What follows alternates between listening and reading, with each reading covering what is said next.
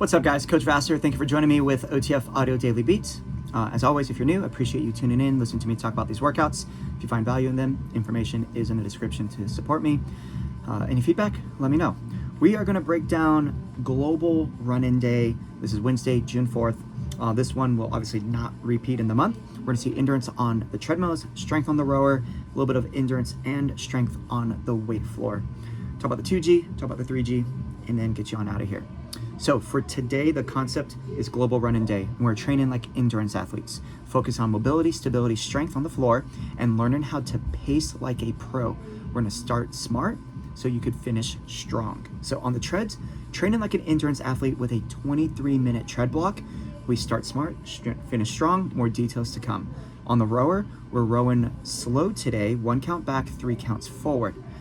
Slow is in terms of the return, not so much on the drive back. Just as a coach, keep that in mind. On the floor, mobility into stability into strength. 3 essentials every runner needs to be their best one rounded block. Okay. Now, when we look at the treadmills, the template, very simple, but also it's not. It's a 22-minute tread, 1 minute all out. That's it. However, there are some methodologies that we want to pay attention to. The idea here is negative splits. So for this 22-minute section, the first 11 minutes, challenging yet sustainable speed. And then from the 11-minute to the 22-minute mark, we want to increase the speed, therefore increasing the pace, dropping that mile time slightly, and maintain that until we empty out the tank for that final minute. This is one where ideally members are probably going to use their base or just above it. Not a push, not quite a base push, but just above their base. So maybe 0.1 to 0.4 above their base, because challenging yet sustainable. Okay. One of the key things that they talk about in the daily beat is minimal splat points during the first half of this tread block. So definitely quite a few minutes in green, right? If they're shooting up into orange or red right away, they're starting off way too hot. And the idea here is start smart, finish strong. So start conservative. That way we could increase it on the back half. Because the last thing we want to see people do is need to take a walk during this. So definitely coach them up to trust their base at the beginning. It should feel pretty easy, but that's the point. But as we collect fatigue, it is going to get more challenging. And for most people, if they truly hold their base for about 15 minutes, so the 5-minute warm up and then that first 11 minutes, by that 15-minute mark, they're going to be in the orange naturally. Unless they started really low on their base and they were at like 71% of their max heart rate. If they were starting around 75 to like 80% of their max for their base, they're definitely going to be tapping into that orange by that 11-minute mark. Okay. My office has sensors for the lights, so I gotta, don't mind me. There we go. All right. Now for the power walkers, the goal here is to choose their incline. But more importantly, it's all about increasing the walk speed. So they could probably go either like their base incline or 1 to 3% higher than their base incline, but emphasize increasing their walk speed, especially for that first half. And then definitely what we want to do is increase incline in the second half. Okay. So how much they increase is kind of up to them, but ideally 1 to 2 extra percent to bump it up. Now for the bikes and striders, it's very similar. They'll treat it like the joggers, runners. They'll probably start at about their base gear, maybe 1 above that, and then halfway through, add 1 or 2 gears, maintaining RPMs. And then for the all out, give it all they got, okay? The weight floor side, and that's really all I have to say for the tread side. For the template itself. We'll go more details in a little bit, but for the weight floor side, we're gonna see 3 blocks, 4 minutes followed by a 90-second recovery, and then 7 minutes for block 2, and then 9 minutes for the third block. Okay. Block 1 is just 2 bodyweight movements that we see typically in like dynamic warm-ups for strength 50 and in the 3Gs. So we're gonna have a high plank wide step with rotation to thread the needle. So they'll start in that plank position, they'll take 1 foot forward. Whichever foot goes forward, that arm is gonna reach up. Then that arm is also gonna reach between the opposite hand and the foot. And then they'll do that again 6 times. Then they'll switch the legs other side. Really great one to help open up the hips, get some thoracic mobility, get in that rotation in the upper body, help loosen up the back as well. And then they're gonna go into a dynamic half kneel-in low to high chop. So imagine like a lunge position with the knee on the ground. As they shift their weight forward, recruiting the glutes to push forward, they're gonna bring the arms from the hip and then drive over that front leg to twist and then come back. Okay, so whichever leg is in front, that's the direction that they're going up towards. So if my right leg's in front, they're turning over that right shoulder and back down. The main thing is that front to back rock to help open up the hips, but also get some glute recruitment, as well as some passive quad stretching going on. They're gonna repeat that for 4 minutes. If they're doing this correctly, they'll get about 2 or 3 rounds in, and what they'll notice is their hip stability will improve for that second block, and they're gonna have better range of motion when it comes to the squat mechanics that we'll see later on and the step up mechanics, okay? Block 2, we're gonna see a circuit focusing on stability. You got the bench bird dog low row, strap lateral leg lift, and then the full step up to knee raise that will alternate with each leg. So bench bird dog low row, nothing too fancy there. Whichever knee is on the bench, that's the side with the dumbbell, other hand plants. They want to press away from the bench, keep the shoulders stable and neutral. Back leg, drive the heel back, activate the glute on that side to help keep everything stable. One thing that I found very helpful is with the larger dumbbells like the 35 plus, for people to actually angle on the bench slightly.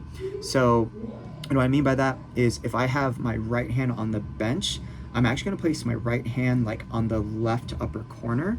So I'm gonna turn out slightly, and that will give me some more space as I do the dumbbell row, so I won't hit the bench. Obviously, when I do the other side, I'll have to switch the other side. The strap lateral leg lift, this is one where they're gonna have the hand closest to the anchor point holding on as they shift out from the anchor point to the wrist to the shoulders. That's a straight line. So like a plane of glass, nothing touches. The inside leg is gonna raise up, and the goal is to, just like the day before, a lot of hip activation. So from the nose through the belly button should be a straight line. The leg on the floor is stable and strong, keeping the hips tight, and the other leg is coming up into the abduction. They don't have to go very high if they do it right. If they could bring that leg so high up it's almost touching the strap, they're probably doing something wrong, like they're twisting into it or they're lifting up with their toe rather than driving the heel up. And then for the full step up to knee raise, we'll start with both feet down, left foot up, right knee up, all the way back down, right foot up, left knee up, all the way back down. 10 reps total, so definitely go heavy weight since it's only 5 per side, and they'll do that as a circuit until the 90-second setup for the final block. Final block, do this over at the rowers. They're gonna see 6 slow split squats, so 3 counts down, pause at the bottom for 1 count up per side, and then they're gonna do a 15-stroke row with a strength focus. Now it says slow, but ideally power on the drive back, and then 1, 2, 3. There's no true call out for stroke rate in this block for the 2G.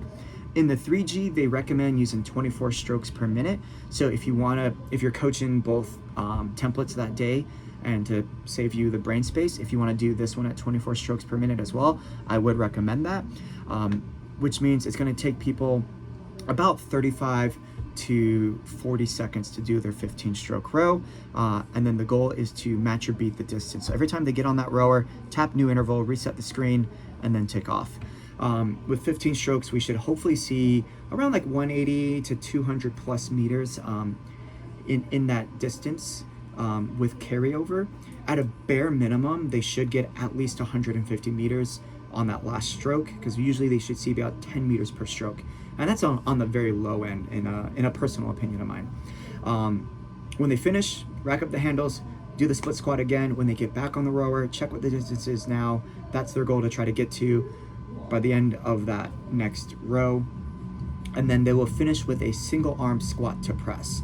It might be slightly lighter weight than what they did for the split squat, since it's gonna go all the way overhead, all the way back down. If people are not able to go overhead, you could have them do like a front-loaded single arm front squat as an option instead, or push press if their legs are just trashed by that point. And that is the 2G. All right, so 3G. Same idea on the treadmills for 14.5 minutes. The rowers, we're gonna see 3 blocks, and then the weight floor is 1 long block, okay? So the treadmills, 14 minutes. At the 7-minute mark, increase intensity, and then it goes into a 30-second all out. So the tread block is 14.5 minutes. So keep that in mind. I would keep a run-in stopwatch, so that way you don't mess up on the timing for the other groups. Main thing though with the 3G, because it's a shorter time on the treadmills, they could technically go a little more aggressive to begin with, but still remember we want that negative split. So that second half, the second 7 minutes, they should definitely be picking up the pace, and that's where they should be collecting their splat points then. Now for the rower, we're gonna see 3 blocks. 4 minutes with a 1-minute transition, 4 minutes, 1-minute transition, 4.5 minutes. We're gonna see a 200-meter push row in all 3 blocks. With block 1, it's gonna be a bodyweight alternating reverse lunge to straight arm overhead raise. So they'll step back, both arms go up. As they step forward to come back to the standing position, arms drop, next rep is the other side. So that's their mobility work. Then we're gonna see a med ball, Y-bell, knee raise with torso rotation, working on strength here. So they'll pick up one knee, they rotate towards that side, set down, other knee comes up, rotate to the other side, back down, okay?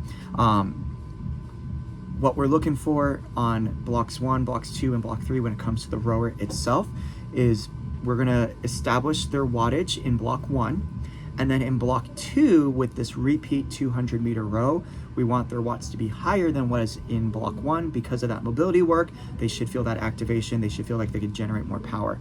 And then on block 3, as we go into strength work, same thing, increasing that power with the same stroke rate, 24 strokes per minute for 200 meters, but now working on some more strength work. It's going to be stability hold with or split squat hold with the rainbow. So they'll split their stance, lower down, knee just about an inch off the floor.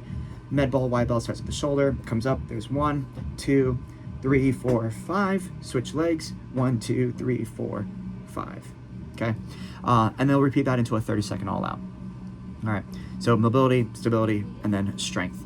Now weight floor is set up, same idea. Mobility, stability, strength, but it's gonna be self-paced.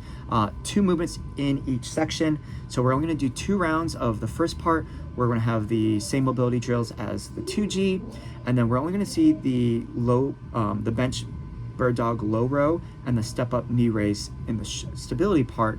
So they do drop the strap leg lift, which is great because that's gonna obviously create a lot of space complications.